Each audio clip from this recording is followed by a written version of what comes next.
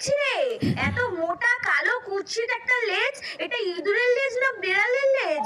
ছি, না না, এ বিয়ে হতে পারে না। আত্মীয় স্বজনরা দেখলে লজ্জার আর শেষ থাকবে না। চল বাবু, পালা এখান থেকে, চল চল চল। দিদি দাঁড়ান, শুনুন, যাবেন না এভাবে দিদি। দিদি দাঁড়ান, যাবেন না এভাবে, দিদি দাঁড়ান। চলে গেল শুধুমাত্র আমার লেজটা এরকম বলে। আমার মনে আর বিয়ে হবে না মা। এর থেকে ভালো আমি ইঁদুর মারা বিষ খেয়েই মরে যাই।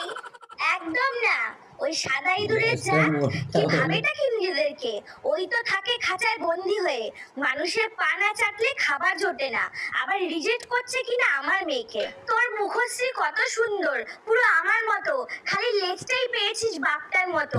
ওরা জানে না ওরা কি হারালো। কি দারুণ তোর প্রতিভা, অলরাউন্ডার কাটিং চ্যাম্পিয়ন তুই।